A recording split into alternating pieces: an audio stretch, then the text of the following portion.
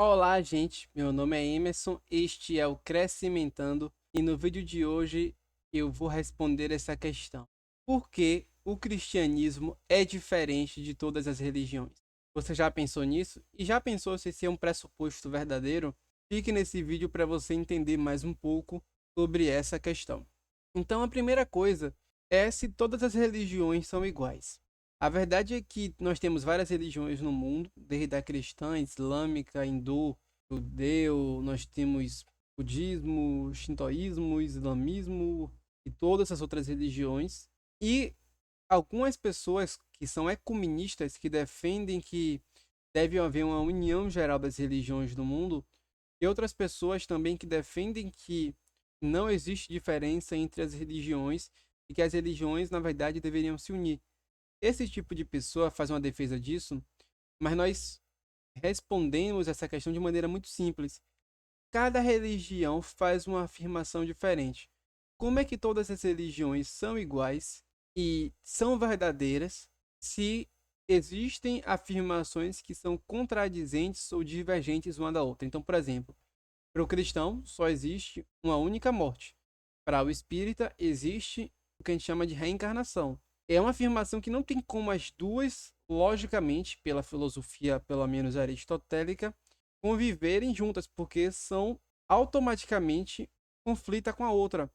Então nós temos, por exemplo, o cristianismo afirmando que só existe uma morte e a pessoa dizendo que a pessoa pode morrer várias vezes. Uma das duas está certa. Não tem como as duas estarem certas.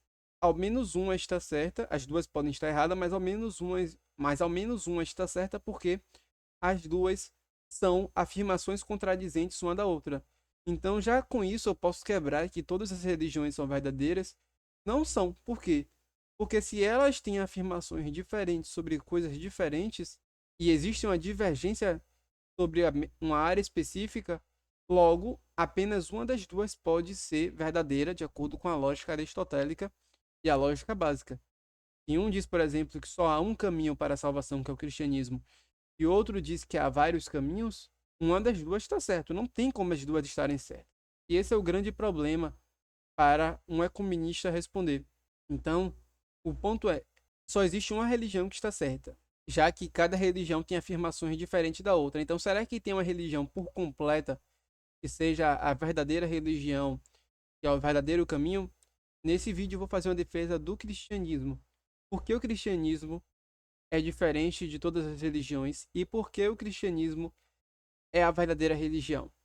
Pode ser uma afirmação ambiciosa, mas vamos seguir a lógica aqui e vou mostrar e provar a vocês como é que isso pode ser filosoficamente correto.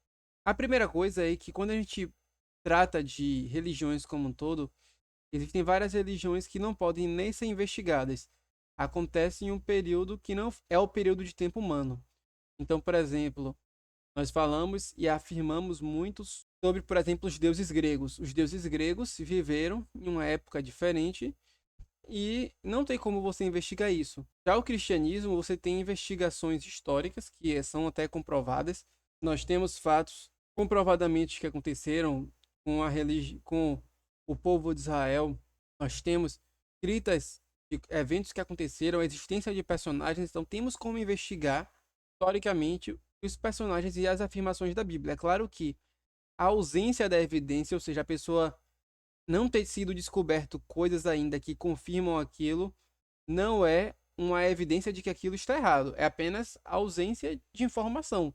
Então é importante te ter isso claro. Não é porque nem tudo está comprovado diretamente que isso deve diminuir o fato do cristianismo ser verdadeiro. Porque tem muitas coisas que não sabemos e nem por isso a gente diz que a ciência é um problema. Agora, se tiver uma afirmação que contradiz várias, vários eventos bíblicos ou eventos históricos que são comprovadamente mentirosos, esse seria um problema. Mas coisa que a gente ainda não tem. Investigação histórica, evidências gerais e afirmações. A Bíblia tem isso e a gente, até o que a gente encontrou, tudo está de acordo realmente com o que a Bíblia diz. Outra coisa, a Bíblia fala que Jesus é o caminho, a verdade e a vida. E a Bíblia afirma que ela é a única e diferente, ou seja, ou ela é a única que está certa e todas as outras estão erradas. A Bíblia advoca um exclusivismo tá inerentemente à religião cristã. Então é importante a gente ter claro isso, que nem tudo e nem todas as religiões estão certas e têm como estar certas, porque cada uma faz afirmações exclusivistas ou inclusivistas diferentes. Outra coisa, enquanto outras religiões dizem que nós precisamos fazer boas ações, precisamos nos purificar para podermos, sei lá, reencarnar ou para irmos para o paraíso, a Bíblia não defende isso. Embora a Bíblia recomende que você viva de acordo, e a evidência de você ser um cristão é você viver de acordo com a Bíblia, se você tiver entregado a sua vida a Jesus no leito de morte, sem ter feito nada para ele, e morrer no outro dia sem ter feito nada ainda, você já vai ser salvo. Por quê? Porque é pela graça que nós somos salvos. Enquanto as outras religiões diz que a gente e que você precisa fazer algo, a Bíblia fala e Deus diz: Eu já fiz. Eu, como Deus, enviei meu próprio filho para que pudesse fazer e desse o exemplo primeiro. Ou seja, nenhuma religião faz isso e não coloca peso extra nas suas obras. Então a Bíblia é diferente nesse ponto também.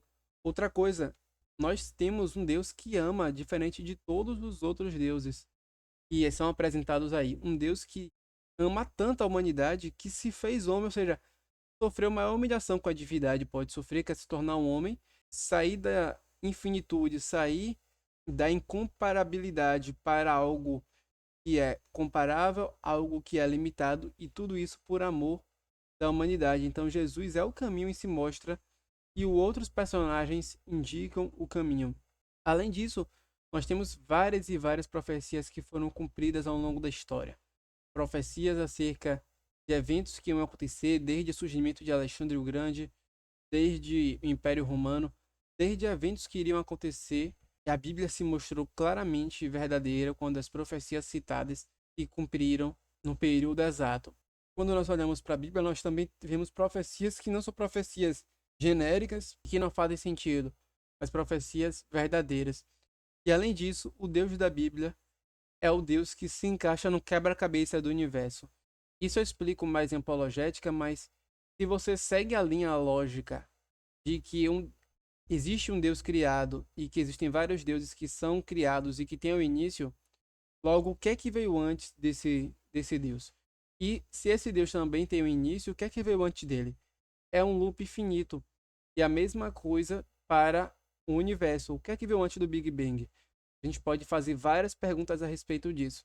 Mas quando nós vamos para o Deus da Bíblia, ele fecha esse quebra-cabeça. Por quê?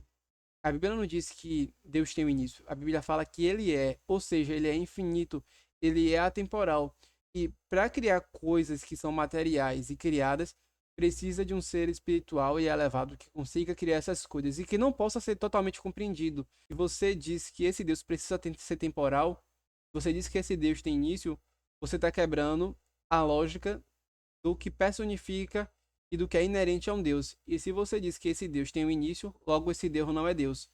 Então, para que esse quebra-cabeça perfeito seja encaixado, ele não poderia ter um início, e esse Deus é que teria dado o start para esse mundo que está em movimento e que algo que é eterno precisava estar presente antes do Big Bang para que pudesse colocar o universo em movimento. Então tem toda uma lógica que eu não vou discutir aqui agora, mas Deus, ainda o Deus da Bíblia, é um Deus que se encaixa perfeitamente naquilo que falta de quebra-cabeça do universo, ou seja, as peças que faltam no universo para formar o quebra-cabeça geral de compreensão. O Deus da Bíblia tem as peças que se encaixam perfeitamente a esse quebra-cabeça.